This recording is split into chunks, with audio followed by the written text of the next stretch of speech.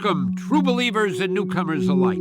Spider-Man co-creator Stan Lee here. Once again, we find our hero Peter Parker, better known around the world as the amazing Spider-Man, in a heap of trouble. But this is just the beginning, Spidey fans. So get ready for a true superhero action thriller, packed to the brim with thrills and chills, twists and turns, more supervillains than you can shake a web at, and of course, non-stop web-slinging, wall-crawling action. Spider-Man has a long history when it comes to games.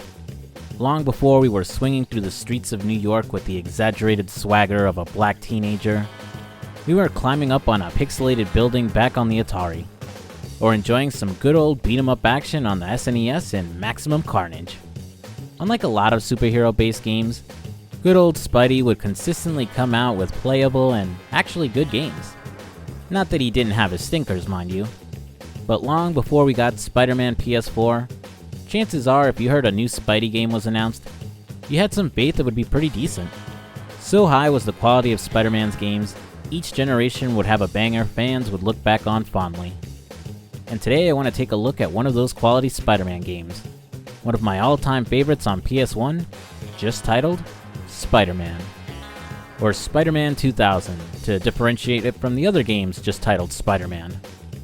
The game was published by Activision and developed by the studio behind the second greatest game of all time, the guys over at Neversoft, making use of the Tony Hawk engine to create the game.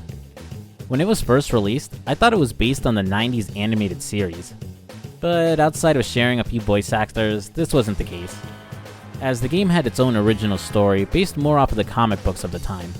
The Peter Parker of this game has been Spidey for decades, and has been married to Mary Jane for quite some time. Here he's voiced by Rino Romano, who previously played the webhead in Spider-Man Unlimited.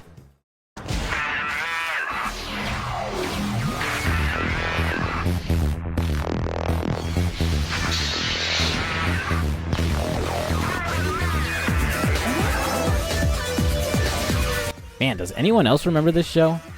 I know it got overshadowed by the original 90s series, and got canceled after like one season, but I don't think it was that bad. A more futuristic take on Spidey set on another world wasn't a bad idea. It had some interesting takes on classic characters, and some pretty good music. I think most people were just disappointed it wasn't a continuation of the previous animated series, and maybe because some saw it as a ripoff of Batman Beyond, which had come out earlier in the year, or wondered why, if they were going to do a more futuristic Spider-Man set in a dystopian world, why they didn't just do Spider-Man 2099 instead. Going back to his voice actor Rino Romano, while writing this, I found out he's also the voice of Luis Serra from Resident Evil 4. See that the president's equipped his daughter with ballistics too? How rude! Come to think of it, I'm surprised I never realized this until now. Booting up the game and going through the usual studio credits, you're greeted by a remix of the original 60s Spider-Man theme.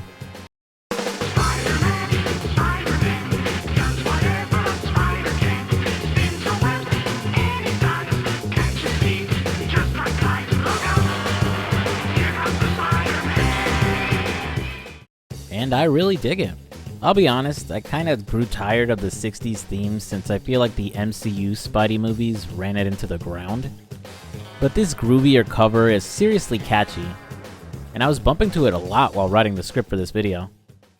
The game is mainly an action-adventure game. Its setup being that Dr. Otto Octavius has reformed, and is preparing to unveil some new machine to the world. Attending the press conference is Peter Parker and his rival Eddie Brock.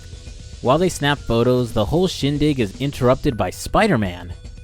He snags the good doctor's devices and then runs off, causing the people in the crowd to panic. Needless to say, since Peter himself is in the crowd, this Spider-Man is an obvious imposter there to frame the webhead. During the chaos, the fake Spidey shatters Brock's camera, causing his stress and anger to boil over and turning him into Venom. Then some unseen villains activate a machine and release a green fog into the streets of New York, which might be deadly? I don't know if that's ever actually said in-game, but I'm pretty sure the fog just exists as an excuse for why you can't explore New York City. It's now up to Peter to piece the mystery of who the fake Spider-Man is, along with finding out the masterminds behind the events of the game. You'll go through 6 different chapters: web slinging on rooftops, beating up criminals, saving hostages, and fighting his usual rogues gallery of villains. Spidey's joined by a cast of familiar friends like Black Cat, Daredevil, the Human Torch, and even the Punisher. Each chapter begins with a really good comic book cover, along with an intro by good old Stan Lee. We miss you, buddy. Chapters are broken up into several levels, which vary in length and objective, usually letting you save in between them, but occasionally giving you a checkpoint with the longer levels. There's no lives here, so if Spidey dies, it's an instant loss and you have to restart the stage. Sometimes it's not too bad, as the levels can be so brief, starting from the beginning isn't the worst. But others drag on so long and can be frustrating to get through, you'll be tearing your hair out when you have to start from the beginning again. It'll also replay any cutscenes that took place, but mercifully they're all skippable. Gameplay breaks down to swinging around, beating up bad guys, and solving the occasional puzzle. Spider-Man has 2 bars to keep track of, one for his health and the other for his web fluid, which, unlike the Tobey Maguire movie, or the most recent Spider-Man games, isn't unlimited. Spidey will use up web fluid when swinging around, sticking himself to walls, and of course webbing up enemies. You can end up burning through it fast, especially if you use webbing based moves. But the game drops web and health pickups throughout the level, and if you end up dying, your web fluid is completely refilled. Also, some boss fights will constantly drop health and web pickups too, so as long as you're mobile and pick them up fast enough, it's not too bad. Spider-Man also gets 2 more power-ups, one in the form of his spider armor that will boost his health, and the other is fire webbing that will let him damage certain enemy types, though that only drops in the later part of the game. Combat is basic and honestly kinda lackluster, with Spider-Man only having a basic punch and kick combo. He also doesn't have a lock-on in the traditional sense. When you face him in a certain direction, he'll lock onto an enemy automatically, letting you attack them. This isn't bad normally, but when you're fighting a group of enemies, especially the tougher ones in later levels, it can be awkward as hell trying to fight them all at once. This can lead to situations where you're constantly interrupted and punched to death by one enemy while trying to beat up the other. Thankfully, combat is optional in most chapters, so you can just run past enemies instead of having to take them down. The lock-on problem also transfers over to the camera controls. Well, technically there aren't any actual camera controls, as despite having DualShock support, the right analog stick isn't used for anything. Instead, the camera will turn to face the direction you're looking at. But this can be very slow, doesn't always face the direction you're trying to go, and can't be changed while you're web slinging. So you have to swing, stop, turn, and then swing again. This makes a certain chase section in Chapter 4 frustrating as all hell, and the boss battle for that chapter is equally as annoying. Also, I'm not sure if it was input delay or a bug, but in certain areas the game wouldn't pick up when I pressed R2 to swing, and I'd end up falling to my death. Wrapping up on the collectibles, you'll occasionally find old Spider-Man comic books lying around in levels. These unlock things like comic covers, alternate costumes, and a character viewer. The voice acting in this game is seriously good, and much better than what you'd expect from your typical PS1 game. As I brought up before, Rino Romano does a solid job as Spidey, easily capturing the jokey and sarcastic tone that Spider-Man is known for, bringing a lot of the webhead's iconic humor with him. Well, I hope they don't mind if I make a quick deposit. Hey! Oh boy. I doubt that really hurt me more than it hurt you. Jennifer Hale reprises her role from the animated series as Black Cat, bringing the same serious and seductive tone she had in the cartoon. Hey, Spider. Hey, Black Cat, what's going on? I know there's been some trouble, but the bank's being robbed, and they've got hostages. Ephraim Zimbalist Jr. returns to voice Dr. Octopus, still sounding like a serious and over-the-top German scientist like he did in the series. I, Dr. Otto Octavius, vow as a scientist and businessman that my duties to humankind will be fulfilled. Thank you. But the one who really steals the show is Darren Norris as Venom, who some viewers might recognize as Timmy's dad and Cosmo in The Fairly OddParents. He really hams it up as Venom, playing him off as a goofy idiot as opposed to the more serious, lethal protector most fans might be used to. with a lot of really dumb one-liners you can't help but laugh at. Parker! Just get me out of here now! Bummer. You're in the doghouse now, dude. Coming, honey. Surf the web, surf the web. Shut up, Brock. We don't have time. Hell, his performance reminds me a lot of how the Venom symbiote acts in the Tom Hardy Venom movies. Now let's go ahead and dive back into the story. Chapter 1 is mainly a tutorial, teaching you the basic mechanics and controls of the game, with some question marks scattered around, and a player can use them to get some hints and tips from Black Cat.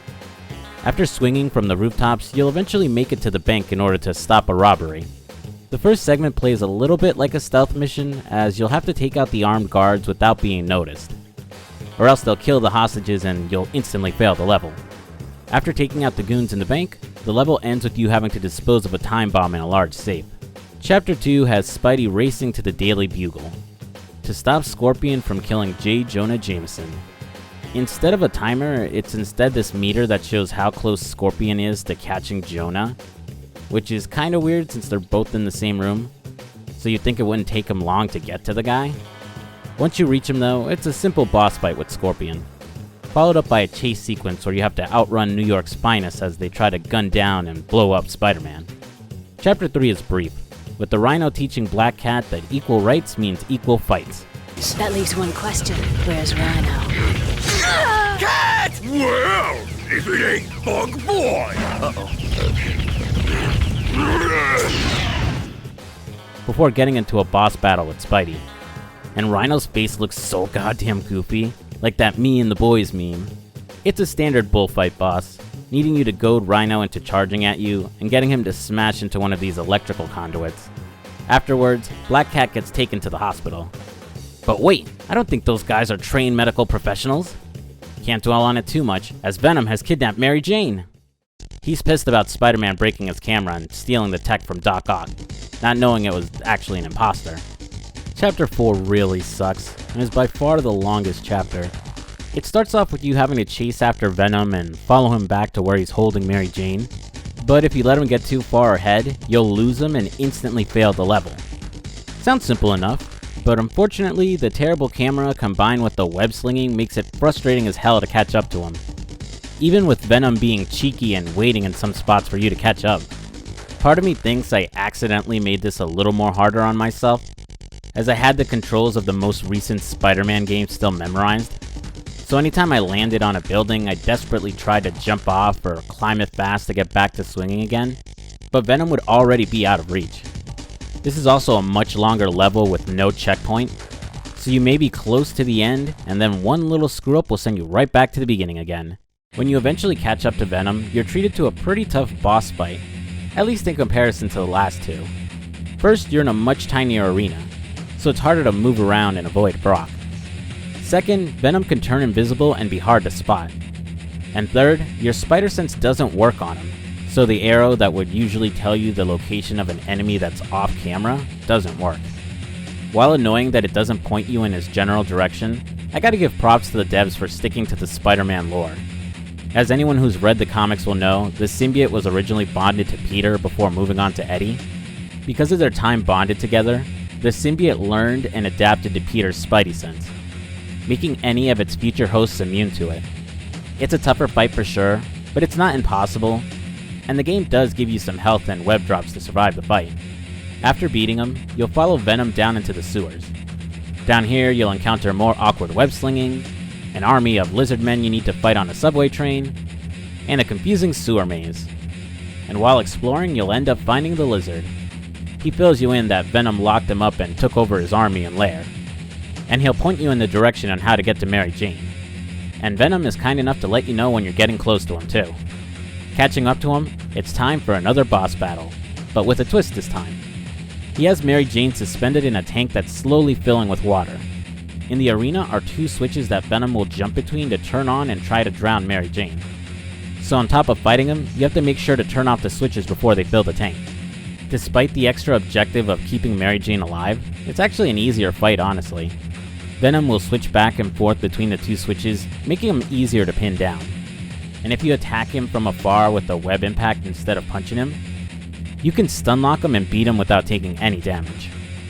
After the fight, Spidey gets Venom to come to his senses, reminding him that he was in the crowd with Brock, so he couldn't have stolen Doc Ock's tech. Venom apologizes and decides to team up with Peter.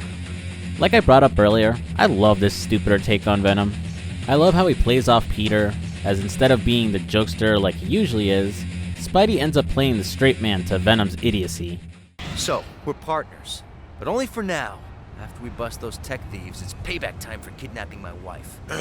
Jeez, one little mistake. We said we're sorry. Yeah, whatever. Now, the imposter was a shapeshifter, so that means it was either Mysterio or the Chameleon. Hey, Chameleon was our idea. We thought of that. Tell me this, Einstein. Who could have wanted to steal Octavius' technology? Ooh, we know! Who?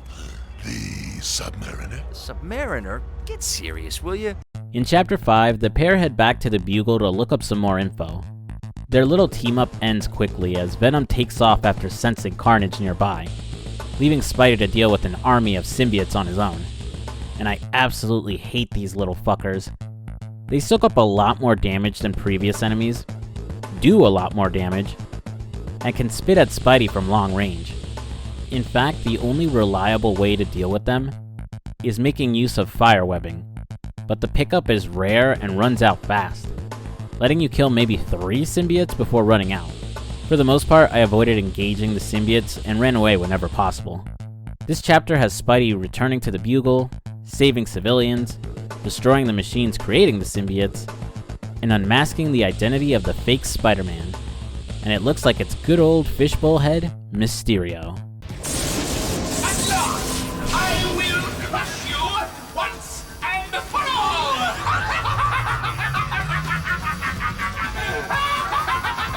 Now, little spider, you will die! Now that is an Avengers level threat. I'm not the biggest fan of this fight. Mysterio isn't hard, but the way the fight is set up is awkward as hell. He'll grow huge, standing in the center of a circular arena, separated by 3 levels. You'll have to use the web ball attack in order to destroy the weak points on his body. Mysterio will try stomping on Spidey, punching him, or summoning these big cylinders to crush him. The fight is simple enough and his attacks are slow enough where you can usually dodge them. The problem is the lock-on can be super awkward here, making it tough to land your web balls. Not only that, but after destroying his weak points, you'll end up in a second phase where he'll electrify the floors of the arena and constantly be shooting lasers at Spider-Man. This phase is really annoying, as you have to avoid multiple attacks at once, and because Mysterio is following you with his lasers, it can be tough to get a second to attack him. Once defeated, he spills the beans that his bosses are preparing New York for a symbiote invasion.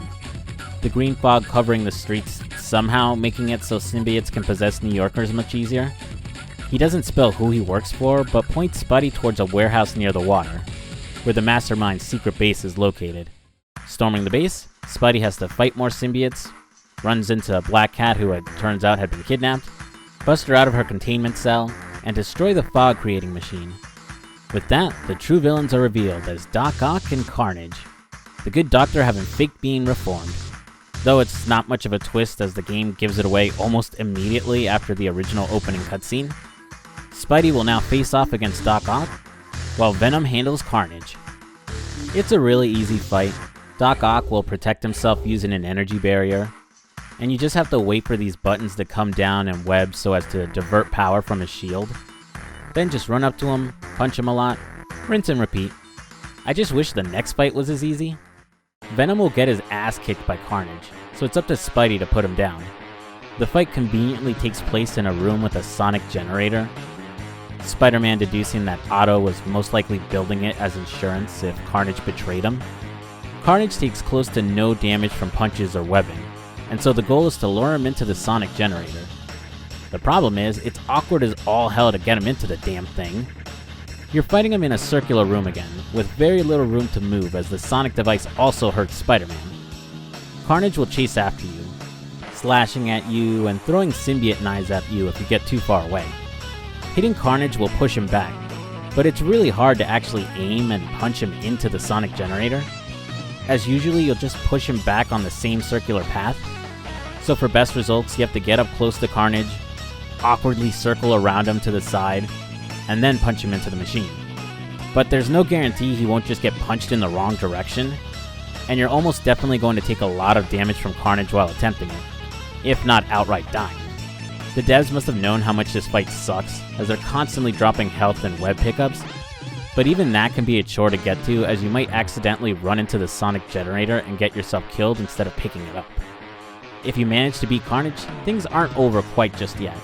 The sonic generator ends up separating the Carnage symbiote from Cletus Cassidy, but this causes it to pour down into the lower room, merging with Otto and creating the monstrosity known as Monster Ock. 2 decades later, and I still think this guy is terrifying. On top of looking more monstrous than Carnage, all the creepy sounds it makes while it's chasing you is so damn unnerving.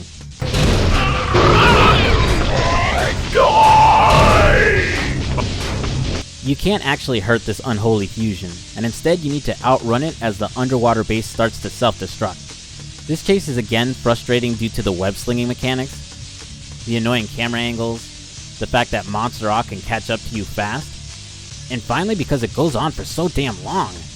There's no checkpoint here either, so if you screw up near the end, you're stuck doing the entire chase sequence all over again. When you escape, the hideout's explosion will separate Carnage from Doc Ock, and possibly permanently kill Cletus. And Spidey will make it to the surface, with Venom, Black Cat, and Captain America showing up to rescue him. With that, the day is saved. Spidey enjoys a fun card game with his hero buddies, while the bad guys ironically do the same in jail. Spider-Man 2000 is pretty short at about 4 hours in length. And while it's a little rough around the edges, I really enjoyed going back to play it. Sure, you don't have the huge open New York City to explore, or the combo moves and gadgets to keep fights from feeling repetitive, or some huge high-stakes story, but I think its simplicity is what makes it so fun. Just a straightforward action-adventure game, with a fun and somewhat corny comic book plot. There's no attempt to be serious, be more grounded, or be realistic. Just Spidey being Spidey, beating up the same clowns he's been fighting for decades, cracking jokes and saving the day. I love its respect for the canon, the cameos from other superheroes, even if they really just show up for brief scenes and don't actually help Spider-Man in any way. The extras like the costumes to unlock, all the fun cheat codes like Big Head mode. Seriously, can we bring this back in games? I loved this so much as a kid. And secret stuff like What If mode that changes up dialogue, character interactions, and cutscenes. Even throwing in a new level. Spider-Man 2000 may show its age a bit, but for Spidey fans it still holds up as a fun game. It's by no means a masterpiece, but for its time it showed what could be done right with a superhero game. With funny dialogue, great voice acting, and fun but sometimes frustrating gameplay. With plenty of extras for longtime comic book fans to enjoy and unlock. It may not hold the title of best Spidey game anymore, but it's absolutely still worth playing today. You know, I guess one person can make a difference. Enough said. And that's the video. Thanks for watching, guys. After the insanely long GTA 4 video, I wanted to do something a lot smaller. Play something quick to re-energize myself before the next big video. Also, I wanted to thank everyone for the attention on the GTA 4 video, as it's my fastest growing video since Legends 2. I was a little worried that the length would turn people off, but it seems that those who sat through my ramblings did end up enjoying it. Needless to say, I will be doing a follow-up with The Lost in the Dam and The Ballad of Gay Tony in the future. And also, thanks so much for 500 subscribers. It might seem like a tiny milestone, but for a channel like mine, it really does mean a lot. It makes me feel optimistic I can reach 1,000 subs by the end of the year. I've started to slow down a bit and take my time with these videos, as I realize I put too much pressure on myself to get these out, and I end up trying to rush things. And I'm sure you guys don't mind waiting a little longer for an upload if it means being of higher quality. Already decided on the next topic, but haven't started recording yet, so most likely this one will pop up early June or to mid-June. Again, thanks for watching, guys. If you liked the video, I'd appreciate it if you left a like and comment down below. Did you play Spider-Man 2000 growing up? Did you play it on PS1, N64, or a Sega Dreamcast? How does it hold up compared to, say, Spider-Man 2, the one that's based off of the movies, and the more recent Spider-Man PS4? Let me know your thoughts down below. And if you're new to my channel, I'd appreciate it if you subscribed. I'm FuzzySlippers, and I'll see you later. Peace.